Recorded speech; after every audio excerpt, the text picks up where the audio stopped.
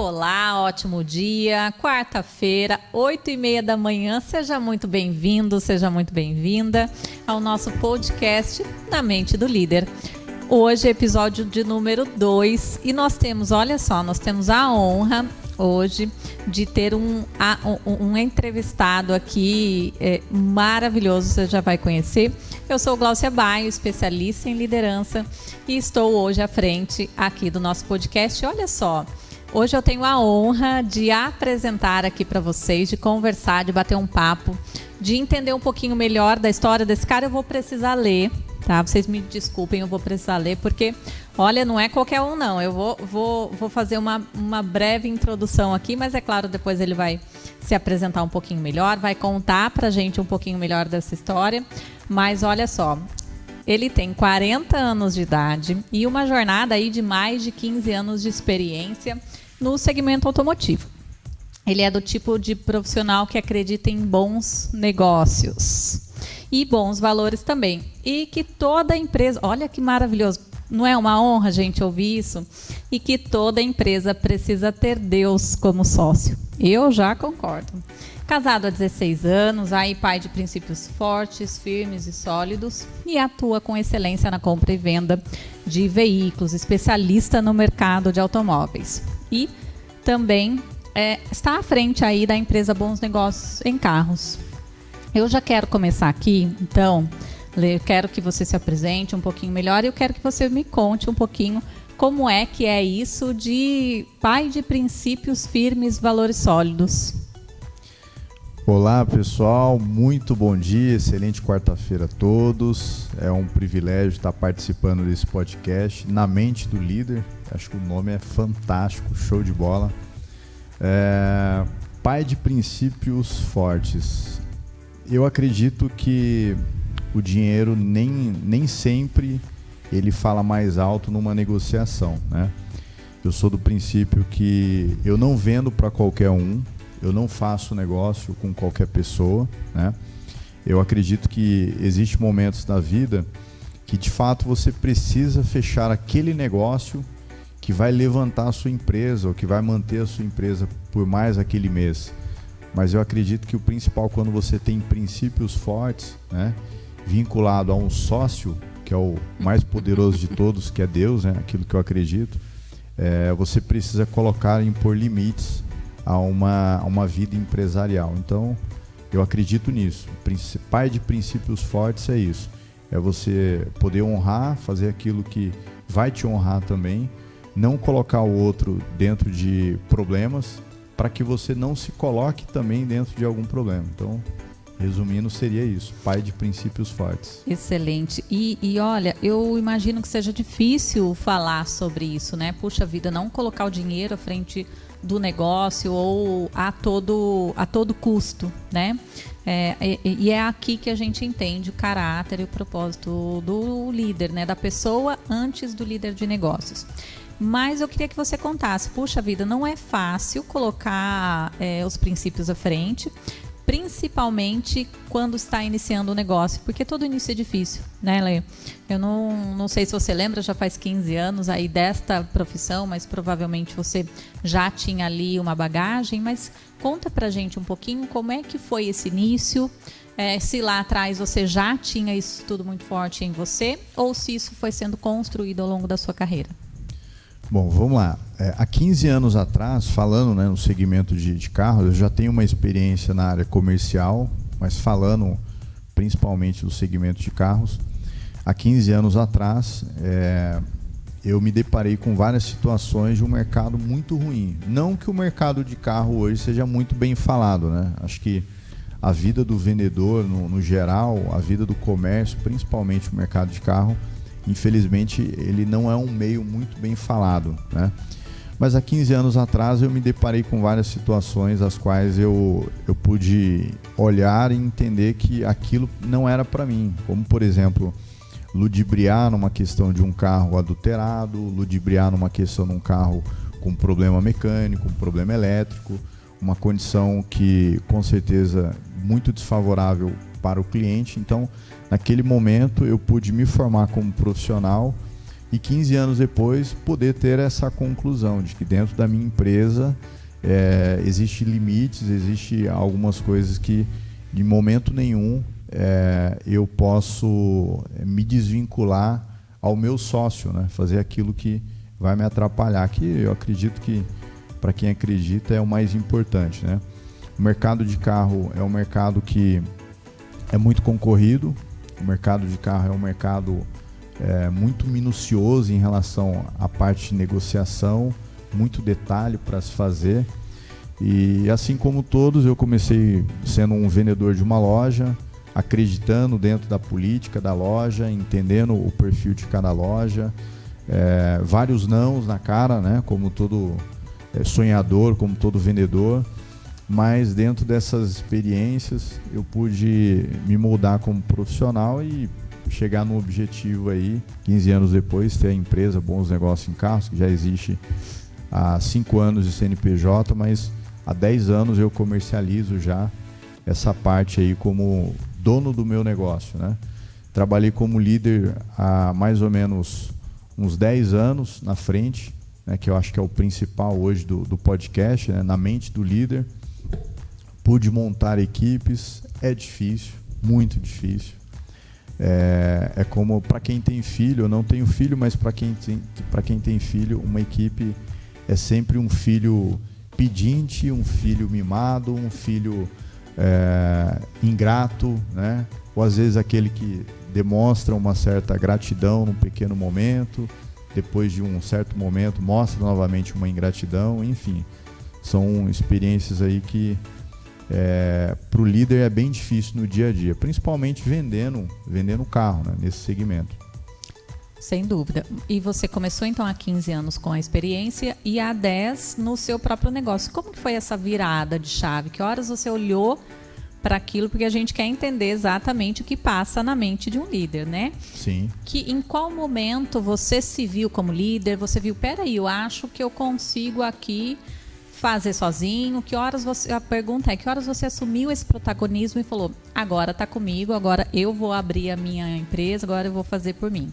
Como é que foi essa virada? A transição foi assim, uma negociação dentro de várias negociações, né? Eu trabalhei como vendedor durante um bom tempo.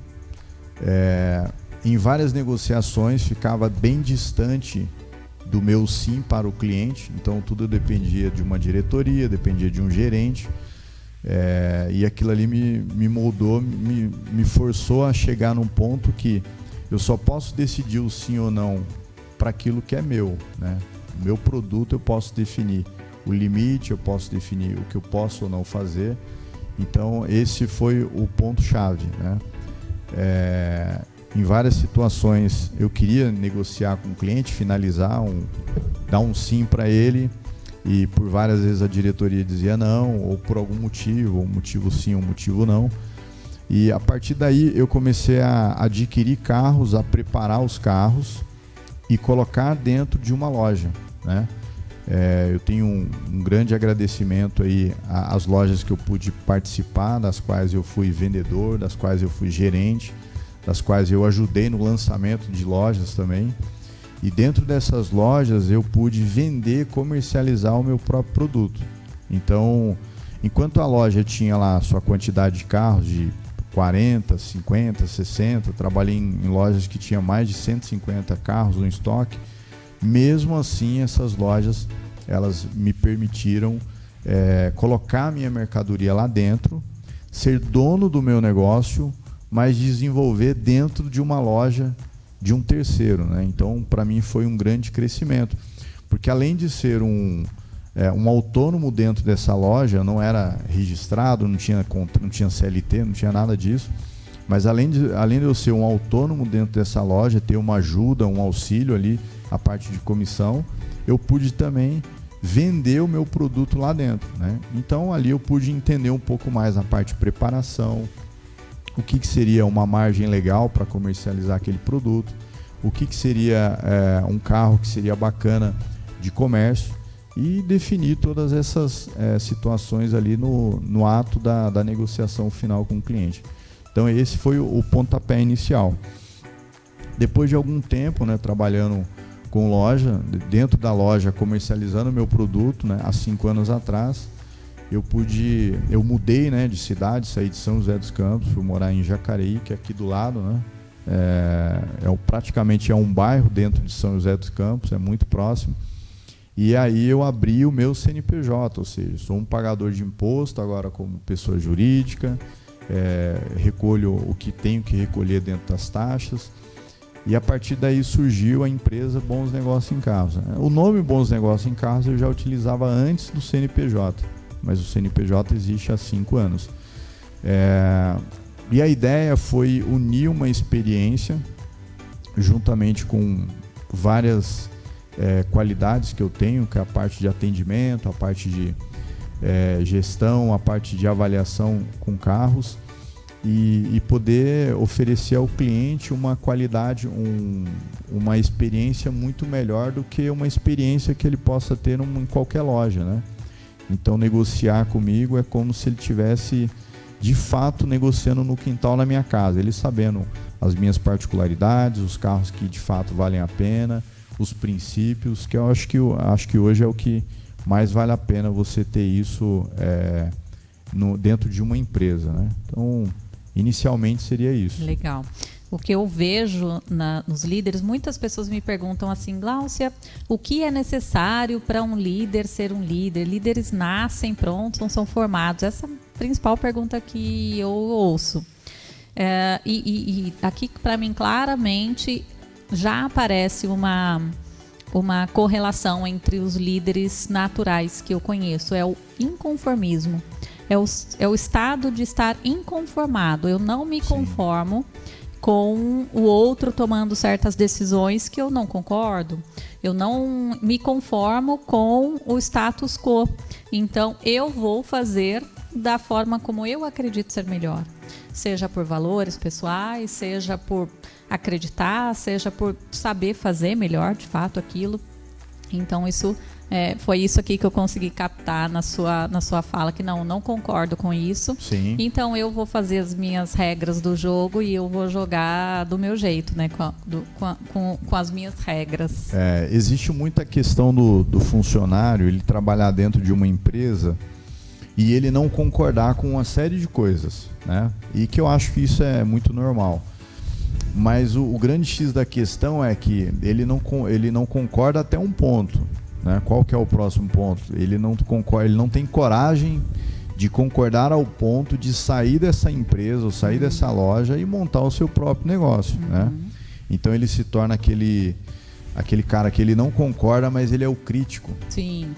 E aí quando a empresa se coloca à disposição para abrir o cargo dele, ele, eu preciso, porque eu sou um covarde, né? Ao ponto de não querer empreender ou ir cair pro lado empresarial, de dar a cara a tapa, de ir lá e meter a cara, abrir um CNPJ, colocar o dinheiro na banca, mostrar quem de fato vai fazer e aí entra nisso. E sim, inconformismo. Né? Não é um inconformado chato do que eu quero criticar porque eu acho que eu sei fazer melhor. Não é nesse sentido, sim. Bem observado. É no sentido de não concordo e eu assumirei as rédeas da minha situação, ou enquanto eu sou empregado ali, funcionário, ou eu coloco aqui as minhas ideias, dou as minhas ideias, tento mudar a minha situação e se mudar, legal, todo mundo cresce junto. E aí, naturalmente, ele vai se tornando aquele líder corporativo, ele vai ascendendo dentro da própria empresa, que são os intraempreendedores, existem muitos e muito provavelmente nós fomos lá enquanto estávamos aprendendo na empresa dos outros, até que tem um teto e a gente fala, poxa, daqui eu não consigo mais fazer, então agora sim eu vou bancar aqui a minha ideia, sim. Eu vou assumir o protagonismo da minha vida e eu vou lá e vou fazer acontecer. Bom ou ruim, sabendo ou não. Custe o que custar, né? Custe o que custar, pronto ou não, lá vou eu. Sim, né? É isso aí, é bem isso mesmo. Que legal, excelente. E na prática, você comentou aqui que teve liderados, que teve que treina funcionários aí. Como é que é para você Como é que foi para você, então, começar a ter que delegar funções ali no início da liderança? Então, fez as primeiras contratações, quais eram as suas principais dores naquele momento? Gláucia, houve uma época, dentro de uma das lojas que eu trabalhei, né, como gestor, nós chegamos dentro de um ano fazer 400 entrevistas para vendedor. Primeiro que o mercado de carro, ele é um mercado, como é que eu vou usar essa palavra aqui, mas acho que não vai ter problema. O mercado, ele é um mercado prostituto, essa é a realidade, né? Então, muitas das vezes o vendedor, ele não tem experiência, ele não sabe o que ele busca, e às vezes por conta de R$50, por conta de R$80 de alteração na sua comissão ou no seu salário, ele acaba pulando de galho em galho, né? Então existe essa dificuldade imensa no mercado de carros, né? Eu acredito que grande parte do comércio, principalmente o comércio varejista, tem essa dificuldade. Então, para contratar vendedor na época era muito difícil mesmo. Então, dentro de um ano, nós fizemos em média de 400 entrevistas e no final do ano nós tivemos lá uma equipe com 25 pessoas. Uau! Então, o processo era assim, a gente levantava as entrevistas via campanhas no Facebook, via Instagram, trazia essas pessoas para fazer as entrevistas e avaliava o perfil. Dentro desse período, eu pude entender que é muito mais fácil você moldar a cabeça de um vendedor que não é vendedor, que ele não tem experiência no comércio, né, como vendedor, do que você pegar uma pessoa que já tem uma certa experiência de mercado e já tem as suas ideias mais definidas. Eu sempre falo que no mercado de venda, eu falo para alguns gestores que é melhor você treinar um jovem de 18 anos, aquele que está disposto a trabalhar, claro, porque a gente enfrenta uma geração aí que dificilmente está querendo alguma coisa. Mas é muito mais fácil você pegar um moleque de 18 anos, né, uma jovem de 18 anos, pegar ele cru, treinar ele ao ponto de daqui a 1 ano e meio, 2 anos, ele se tornar o vendedor que você precisa, do que você pegar um vendedor que já tem 4, 5 anos de experiência em algumas lojas, né?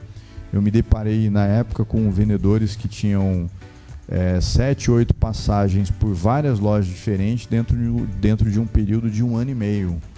Então é muito tempo, aliás, é pouco tempo para muitas passagens por lojas, né? Então isso é ter a certeza de que a pessoa ela não sabe o que quer. E o líder, ele precisa entender exatamente o que buscar no comércio, né? Hoje existe várias ferramentas, né?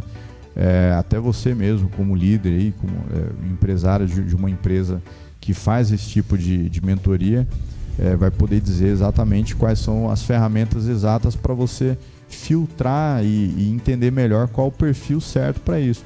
Mas eu acredito que ainda assim existe aquela deficiência de você contratar a pessoa certa, porque você não sabe o que está na cabeça de cada um, né? Sem dúvida. Por mais que a gente faça a gente faz o recrutamento do líder ali por conhecer, né, as habilidades e competências, não tem jeito. A gente aplica ali os testes de personalidade, a gente faz a entrevista, a gente tem ali uma lista do que é necessário para ser um bom líder, mas no final das contas é claro que a gente tem uma taxa de acerto muito grande, aí 95% é realmente muito grande, mas não tem jeito de acertar 100%.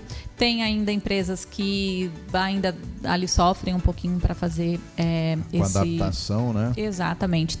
Às vezes o gestor não está preparado para receber, enfim, tem algumas questões ali que não é só o recrutamento, realmente não é só trazer a pessoa, que é realmente saber introduzi-la na sua realidade, que é fazer isso aqui acontecer no dia a dia. Mas você comentou que tem bons negócios em carros, que você treinou muitas pessoas e tem um ecossistema ali também. Você ajuda outros empresários também dessa área a se desenvolverem com uma consultoria pela sua experiência. Como é que é esse outro trabalho que você faz? Houve um tempo que eu rodei alguns autoshoppings, né? Autoshop é um grupo de É um local específico que resume um grupo de lojas que trabalham essa parte de venda. Então, o cliente final, ele chega no local e ele tem várias lojas de carros no mesmo local. Então, é um auto shopping. E aí eu pude ajudar alguns empresários, algumas marcas, a se desenvolver desde o início, né? Até a parte administrativa, a parte de gestão administrativa eu pude ajudar. Então, eu acredito que a parte de mentoria é um pouco mais fácil, porque você tem uma visão macro, né? Quem está aqui na visão micro, ele está conseguindo olhar ali ao redor do seu negócio, mas quem está aqui na parte de mentoria tem uma visão macro e consegue opinar melhor, dar um direcionamento melhor para o empresário que está começando, aonde contratar, qual o perfil de vendedor contratar, qual o perfil de gerente, qual o perfil do supervisor deve preparar ou deve colocar na ativa, e a partir daí que tipo de carro comprar, como avaliar um carro, quais são os parceiros também de negócio para se ter no seu negócio que está começando, né? Atualmente eu não tenho mais tempo para fazer isso, para cuidar dessa parte de mentoria. Eu costumo falar que a mentoria que eu faço hoje é com os meus clientes mesmo, que quer comprar, que quer vender ou que quer até mesmo alugar algum carro comigo, né? Então, o meu tempo principal é esse mesmo. Bacana, eu perguntei porque no final das contas, né, Léo, a gente sabe, a gente fala que é muito legal conversar com o líder e a gente tem várias ideias, insights, e aqui a gente vê a realidade do outro, mas a realidade é que nem tudo são flores, né? A gente tem o costume de falar, deu certo isso daqui, minha carreira foi assim. A gente conversou aqui como se o Leandro tivesse uma carreira que nunca tivesse dado problema, mas não é a realidade, né? E é isso que eu queria perguntar aqui, né? Como é que foi essa parte? O que não deu certo? Quais foram os erros? O que é que você passou que você gostaria de deixar pra gente? Olha, passei, não deu certo e, cara, resolvi desse jeito, ou não façam, enfim. Quero saber as partes ruins agora, porque as partes boas a gente já sabe. As partes ruins aí, eu acho que um podcast de... Mais umas 5 horas. Com certeza, mais de 5 horas e olha lá, hein? Acho que não vai dar para falar tudo, não. Quando a gente monta um negócio, a gente acredita que vai dar certo de imediato, que as coisas vão acontecer, que as contas vão ser pagas nas datas certas, e não, né? De fato não, né? No começo ainda é muito difícil, é um mercado muito competitivo, mas assim, a maior dificuldade foi comprar o carro certo, como fazer uma boa avaliação. Então, por exemplo, todo mundo reclama do Peugeot, todo mundo reclama do Citroën, todo mundo reclama do Renault, e de fato são carros mais específicos. Então, como você saber avaliar um carro certo para você não tomar prejuízo? Beleza, você fez uma boa avaliação, agora eu preciso fazer uma boa revisão nesse veículo para colocar à disposição para venda. E aí, aonde você vai ter um parceiro de confiança que está de acordo com os seus princípios, um parceiro que de fato comprou uma peça que vale R$500 e de fato aquela peça tem a garantia de R$500. É uma dificuldade, é você formar uma boa parceria e saber com quem você faz essa parceria. Depois disso, aonde você vai expor o seu produto, porque isso faz toda a diferença também. Quem vai ser a pessoa que vai estar lá do outro lado expondo para a venda desse produto. Depois o vendedor, ele vai fazer de tudo mesmo para vender o produto, porque uma coisa é ele saber que no final do mês ele tem lá o seu valor X para receber, e outra coisa é ele fazer o esforço necessário para que a loja venda e aí sim tenha no final do mês esse dinheiro, né, do produto vendido para pagar as contas e pagar o salário dele, né? Então são coisas diferentes. O empresário, né, do segmento de carro e de qualquer outro segmento, ele tem a visão de sangrar para o negócio dele. O funcionário não. Então existe uma diferença, uma discrepância muito grande, né? Enfim, fora no geral o cliente que quer um negócio muito bom, né? Às vezes o cliente ele chega com uma mercadoria mais ou menos boa, mas ele quer uma mercadoria de extrema excelência, de extrema qualidade, mas ele quer pagar o preço de uma mercadoria mais ou menos boa. Então as contas não fecham, né?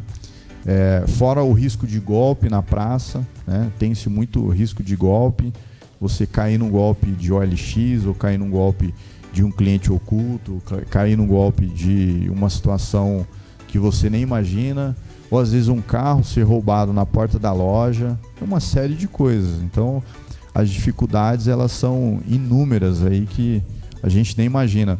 Às vezes um carro que é comprado dentro de uma situação e você puxa lá a documentação, tá tudo certo, só que o proprietário desse veículo, ele tinha uma empresa anterior e ele teve um funcionário, mandou embora esse funcionário e não executou a parte final com esse funcionário, não pagou o que devia para esse funcionário.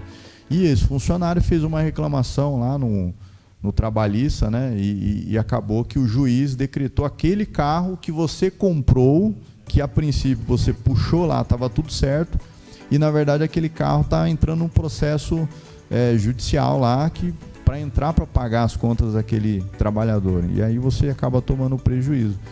Então o prejuízo no geral são de diversas, ele vem de diversas áreas, de diversas formas que a gente acaba não imaginando. Então resumo isso, uma das dificuldades do mercado de carro. Resumindo, né? Porque no final das contas, eu não sei se para você é assim, mas eu sinto que o empresário é o mundo contra ele, né? É o governo cobrando, o funcionário cobrando, o cliente cobrando, enfim, todo o universo em torno ali te cobrando. Para outra característica do líder é a raça, né? A vontade de fazer acontecer ali, né?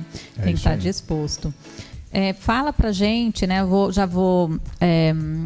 Antes da última pergunta aqui, a nossa pergunta de ouro, conta pra gente. Então, você falou que tem o Bons Negócios em Carros, que você não faz mais mentoria e consultoria para donos desse tipo de loja.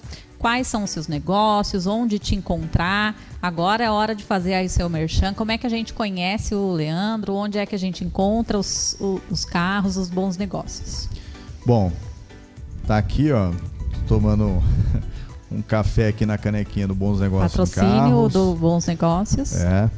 Bom, eu tenho um escritório em Jacareí, no Vila Branca, né? Quem quiser fazer o contato, trabalho com hora marcada, tanto para compra, para venda, para avaliação, para locação, no mesmo endereço. Os meus carros eles ficam em algumas lojas, tanto em Jacareí quanto São José, dentro de auto shoppings, fica em locais estratégicos. Quando o cliente quer ver algum carro, eu faço um agendamento, levo esse cliente até o local. Ou quando o cliente quer apenas uma mentoria, tirar alguma dúvida, eu agendo no escritório, ele vai até o local e a gente faz esse bate-papo, conversa, tira as dúvidas. Muitas das vezes o próprio telefone, um WhatsApp ali, uma ligação já consegue resolver. A parte de locação é uma coisa que o cliente ele só vai até o escritório só para retirar o veículo, porque todo o processo é online, né? Ele manda a documentação via WhatsApp, faz a análise e aí ele só vai para fazer a retirada do veículo e dar sequência no seu trabalho.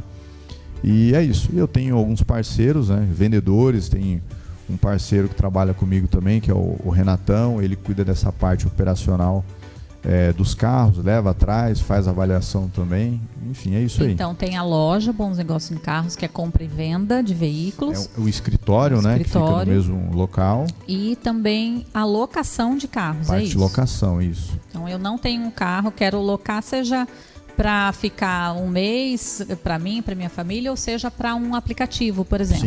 Sim. Legal, excelente. Então, e conta pra gente nossas redes sociais. É pelo WhatsApp e redes sociais, então, que a gente faz contato, certo? O WhatsApp é o 12988006637 ou 12981309021 e as redes sociais do Bons Negócios em Carros é @Bons Negócios em Carros, que é o Facebook ou o Instagram. Só entrar lá no Instagram, mandar uma mensagem que é o Leandro que vai responder você lá. Acho que a melhor opção é ver o Google também. Graças a Deus a gente tem uma boa avaliação no Google, todas 5 estrelas. Né? Excelente. O Google é um bom falador, um bom fofoqueiro. Isso é verdade. Né? Se bem ou mal, tá lá. É verdade. E agora, sim, a última pergunta que a gente quer saber, no final das contas, é para isso que a gente está aqui, é para isso que existe o nosso podcast. Leandro, o que se passa na mente do líder? O que se passa na mente do líder, que é o nome do podcast. Esse nome é fantástico, né? Viu, Glaucio? Muito bom.